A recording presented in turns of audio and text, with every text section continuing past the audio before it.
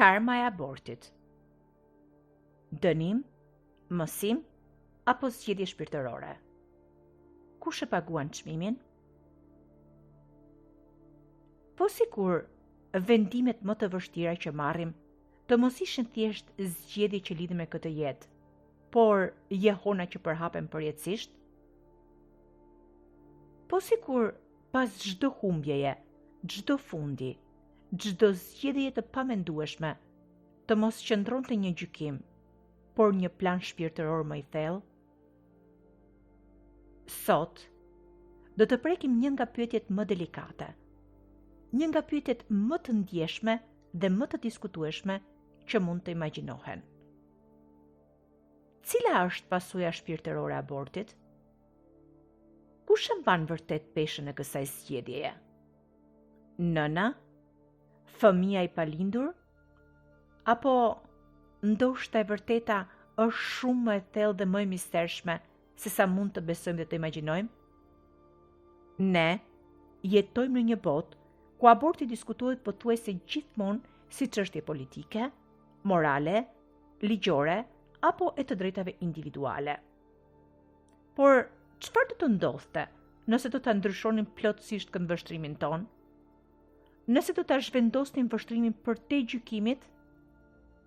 Nëse në vend që të flisnim për dënim apo justifikim, do ta eksploronim këtë temë përmes syve të shpirtit, nëpërmjet optikës së karmës, me një urtësi që sheh përtej kufive të kohës dhe vdekjes? Ky nuk është një debat.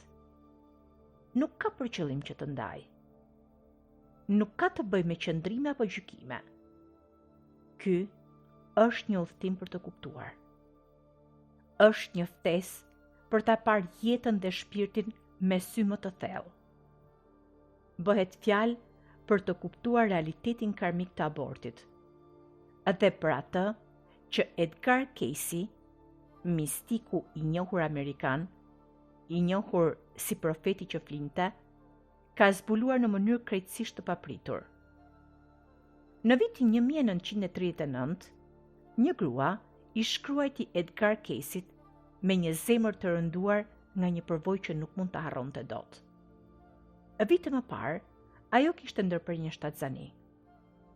Vendimi ishte marrë në rrethana të pamundura, por heshtja që pasoi ishte bërë e padurueshme.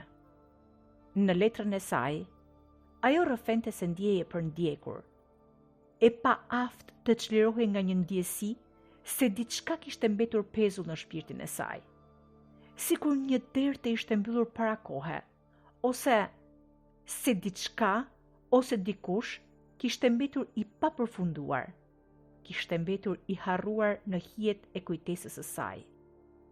Në letrën e saj, ajo pyeste në mënyrë të drejtë për drejtë dhe plot dhimbje.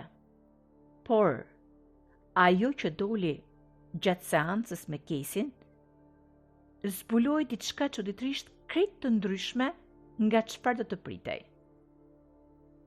Apo paguaj një dënim për këtë? A më urren ai shpirt? A do të më ndjek përjetësisht?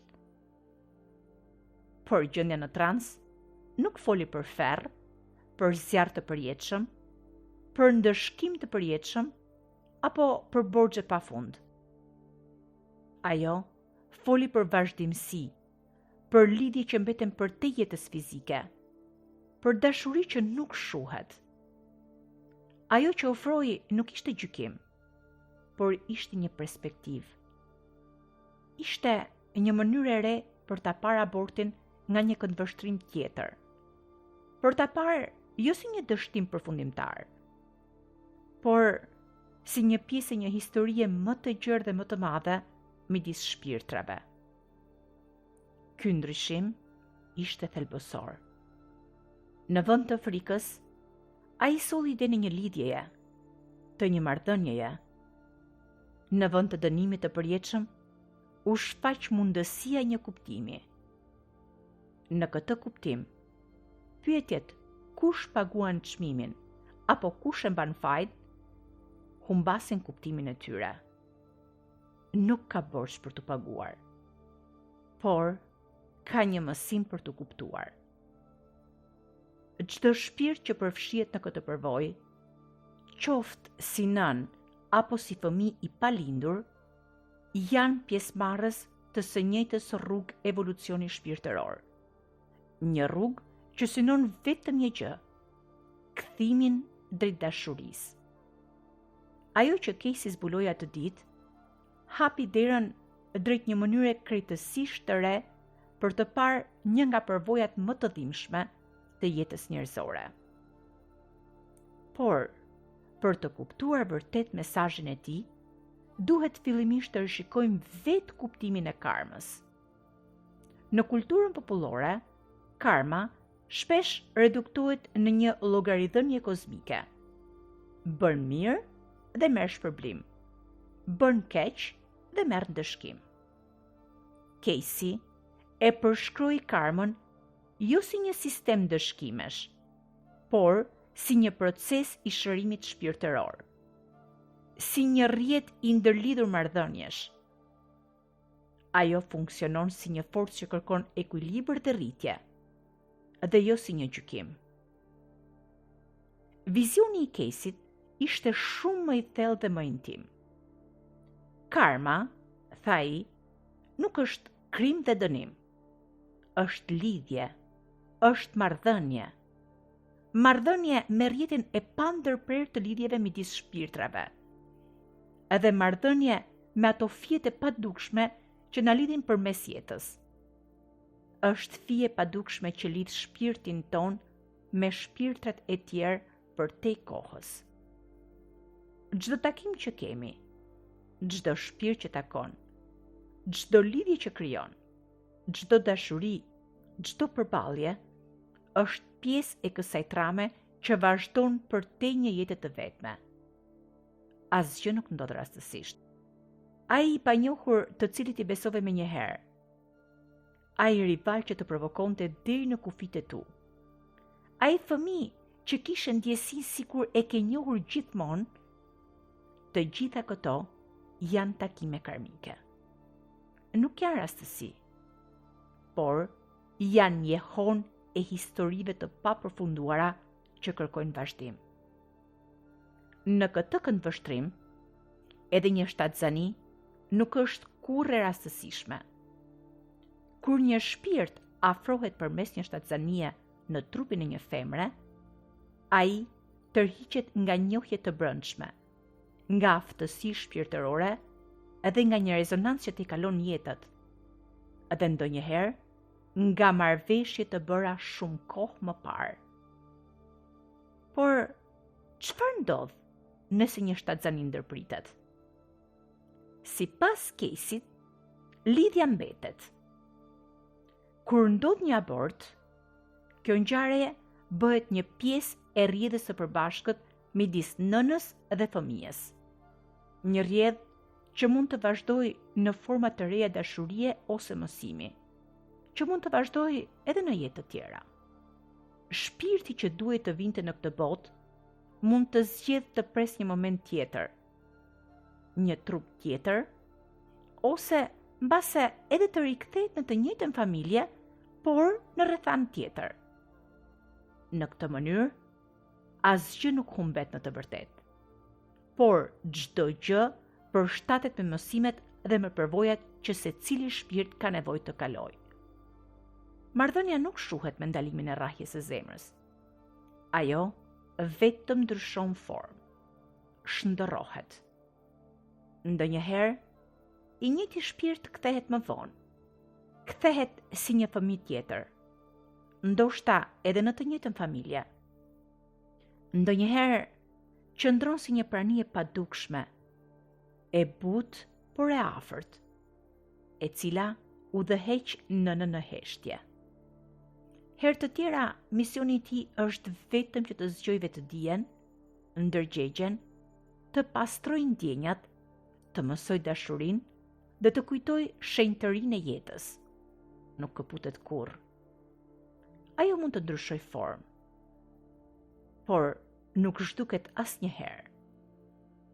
Dhe atëherë lind pyetja më e madhe. Nëse lidhja vazhdon, kush e mban peshën e një mishërimi të ndërprerë? përgjigja e Edgar Cayce përmbysi sheku i frike. Ai tha: nuk ka një fajtor. Nuk ka një viktim të përjetshme. Nuk ka një gjykatës hynor që kërkon dënim, apo që kërkon të paguhet borxhi. Përkundrazi, në vend të kësaj ekziston një lidhje.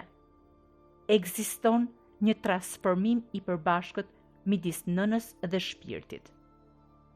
Për nënën, pasojat nuk janë dëshkim, por zgjim. Kjo përvojë thellon ndjesinë e zgjedhjes, ndjeshmërinë, përgjegjësinë dhe dëmshurinë. Shpesh, kjo eksperiencë një nën e bën më të ndjeshme ndaj brishtësisë së jetës, edhe e bën më të aftë për të dashur me vetëdije, edhe ndikon në mënyrën se si ajo lidhet me fëmijët, me dashurinë dhe me rolin e kujdesit. Kjo ndjeshmëri mund të dhëmbë, por dhimbja, me kohën, bëhet kanal i rritjes, i cili e ndihmon të orientojë zgjedhjet e ardhshme me më shumë vetëdije dhe mençuri. Ndërsa për shpirtin, mishërimi ndërprer nuk është i pakuptim. Cayce shpjegonte se ndonjëherë edhe një lidhje e shkurtër me nënën, edhe pa ardhur në jetë, përmbush qëllimin e vet. Shpirti mund të ketë pasur nevojë të ndjente lidhjen, të mësonte kufijë midis materjes dhe shpirtit, ose të shtynte prindin drejt një mësimi që vetëm ajo përvojë mund ta zgjonte. Vetëm një kontakt i shkurtër që plotson një mësim, që zgjon diçka në të dyja anët.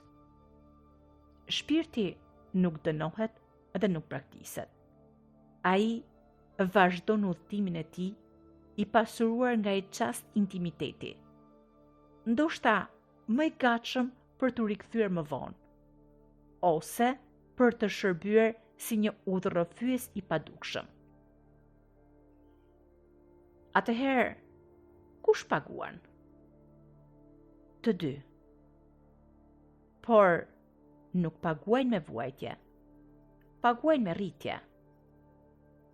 Cayce theksonte se ndjenja e fajt, megjithse njerëzore dhe e kuptueshme, nuk është ajo që kërkon shpirti.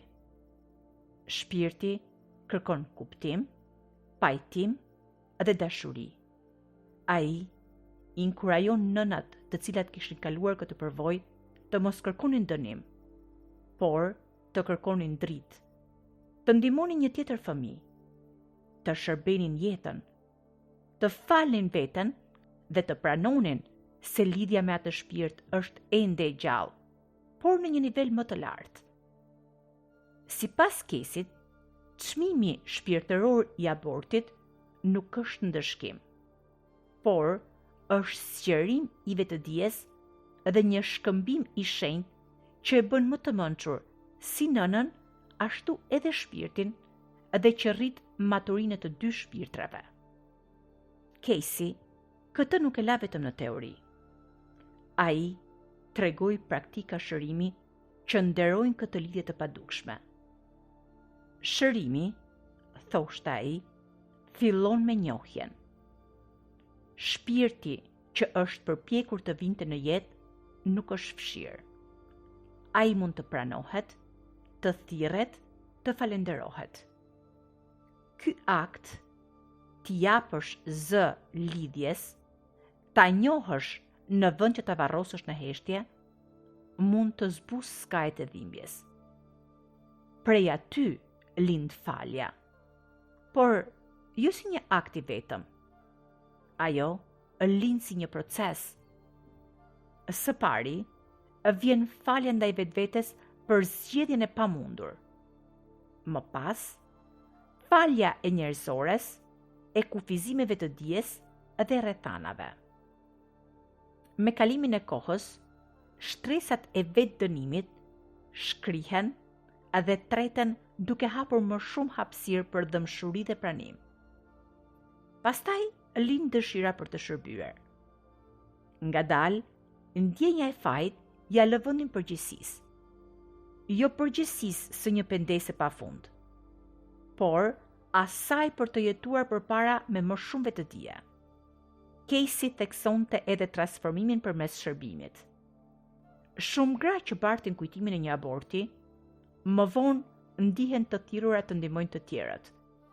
Ata mund ta bëjnë këtë si këshilltare, mbështetëse, mësuese, nëna, shëruese, mentore e të tjera. Plaga e tyre bëhet burim empatie dhe urtësie. Nga dhimbja lind dashuria që u mundson të udhëheqin të tjerët përmes zgjedhjeve dhe humbjeve, por me një mirëkuptim që vetëm përvoja e drejt për drejt mund ta jap. Edhe mbi të gjitha, Casey fliste për besim. Besim se asgjë nuk humbet. Se universi është inteligjent, i butë dhe gjithmonë mishërues. Se asnjë lidhje nuk zhduket dhe nuk humbet kurrë. Asnjë shpirt nuk harrohet. Besimin se edhe zgjidhjet më të vështira janë të përfshira në një urtësi më të madhe se sa mund ta kuptojë mendja njerëzore. Në këtë vizion, shërimi nuk qëndron në fshirjen e së kaluarës, por në integrimin e saj në historinë që vazhdon të zhvillohet brenda shpirtit. Në zemër të mësimit të Caseyt qëndron një e vërtet revolucionare. Universi nuk gjykon siç gjykojnë qeniet njerëzore. Ai nuk i ndan përvojat në kategori të thjeshta të së drejtës apo të së gabuarës, të fajit apo pafajësisë. Përkundrazi, ai ofron mundësi për rritje. Çdo përvojë e shpirtit, edhe ajo më e dhimbshmja, është një ftesë për një dëmshuri më të madhe, për një dashuri më të thellë dhe për një kuptim me ndërgjegje më të plotë. Nuk ka dy histori njësoj. Kjo do të thotë se nuk ekzistojnë dy aborte me të njëjtën peshë karmike. Çdo rrethan, çdo vendim, çdo shpirt është unik. Një vendim i marrë në dhunë, një tjetër në dhimbje të një sëmundje fatale, apo një tjetër nga frika e mosgadishmërisë, nuk mund të konsiderohen njësoj. Universi nuk jep dënime të verbra, të përgjithshme, por e jep mësime të personalizuara, të përshtatura për rritjen shpirtërore. Edhe përgjigjja e tij është gjithmonë e rrënjosur në dëmshuri. Ajo që del në pah është një pamje e ekzistencës, jo si një gjykat, por si një shkollë. Nëna nuk është dënuar për gjithmonë. Shpirti nuk humbet në ndonjë limbo, edhe lidhja nuk fshihet. Të gjithë pjesëmarrësit janë të përfshirë në një punë të vazhdueshme dashurie dhe mirëkuptimi. I ashtu quajturi çmimi i abortit nuk është asgjë tjetër veç se dhurata e rritjes, mundësia për të zgjeruar vetëdijen, për të përmirësuar dhe thelluar dëmshurinë, për të mishëruar urtin. Edhe kështu, pyetja fillestare, të cilën e bëm dhe më sipër, kush e paguan çmimin, gjen përsëri përgjigjen e vet. Të dy e paguajnë. Por e paguajnë në mënyrën më të habitshme të mundshme. Jo me dhimbje, por me dashuri. Pagesa nuk është ndëshkim, është thellimi i dashurisë. Çmimi është transformimi, dhe shpërblimi është urtësia. Universi, thoshte Casey, është pafundësisht bujar, pafundësisht i duruar dhe pafundësisht i dhemshur.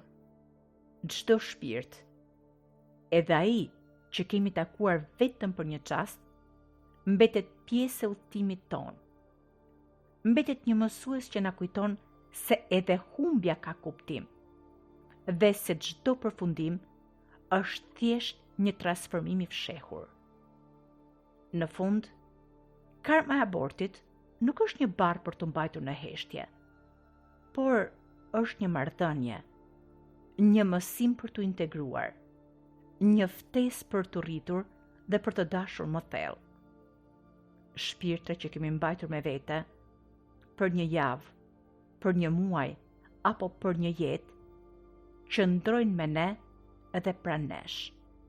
Jo si gjykatës, por si shoqërues, si dritë që na kujton se dashuria nuk njeh kufi, nuk njeh as kohë, as vdekje.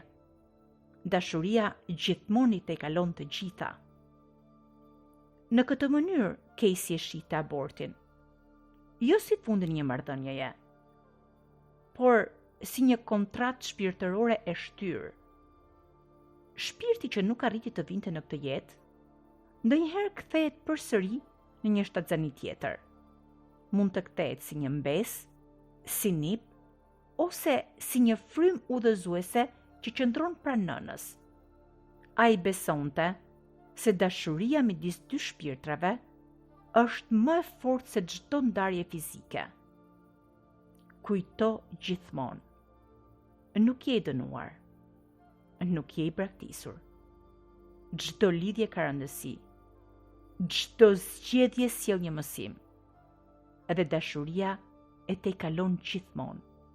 Madje ajo tejkalon edhe kufirin midis jetës dhe vdekjes. Por kush ishte Edgar Casey?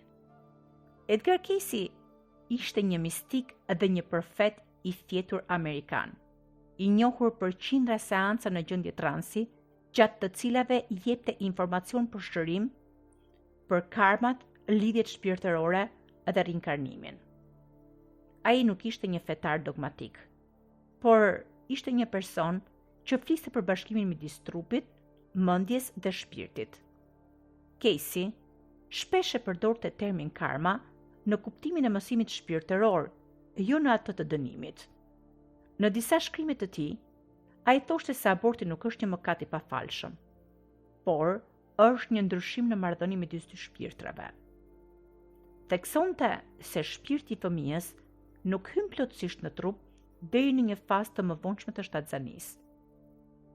Në disa raste, shpirti e ndjente se nuk është koha e duhur për të ardhur edhe zgjidhte të mos hynte. Sipas tij, siç e tham dhe më sipër, asnjë shpirt nuk humbet, edhe asnjë nën nuk mbetet e ndarë përgjithmonë nga ai shpirt. Ata do të kenë mundësinë të ribashkohen në një tjetër jetë ose përmes një përvoje tjetër shpirtërore. Ai gjithashtu theksonte se karmën e përbashkët midis nënës dhe fëmijës e drejton dashuria dhe jo ndëshkimi.